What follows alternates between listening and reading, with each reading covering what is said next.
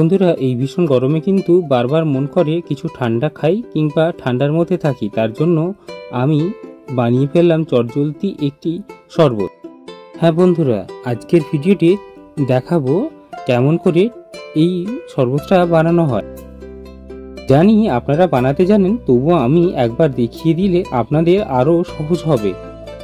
এই ভ্যাপসা গরমে আর কিছু খেতে ইচ্ছে করে না, সারাদিন মনে হয় কোনো ঠান্ডা জাতীয় কিছু খাই। তাই আজকে নিয়ে নিয়েছি 3টে বরফ আইসক্রিম, তার সঙ্গে খানিকটা টক দই, তার সঙ্গে খানিকটা লবণ আর লেবু।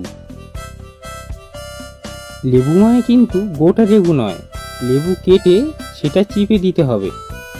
কি বন্ধুরা, আমার আগের শরবতের ভিডিওটা কারা কারা দেখেছেন অবশ্যই এই ভিডিওর কমেন্ট বক্সে নিশ্চয়ই জানাবেন। এবার একটি চামচ দিয়ে ভালো করে দইটাকে ফেটিয়ে নিতে হবে। দইটা খুব সুন্দরভাবে ফাটানো হলে তাহলে খেতে খুব সুস্বাদু লাগবে।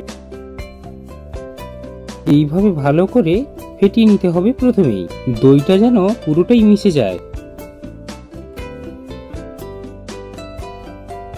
এই দেখুন, পুরো দইটা মিশে গেছে। এবার একটু এতে জল দিয়ে দেবো, তারপর আবার একটু নাড়াচাড়া করব।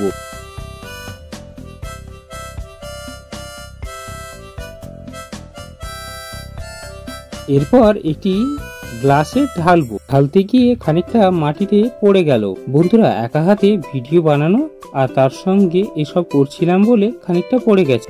আমার এই দইয়ের শরবত কিন্তু পুরোপুরিভাবে রেডি। এখন সবাইকে টাটা।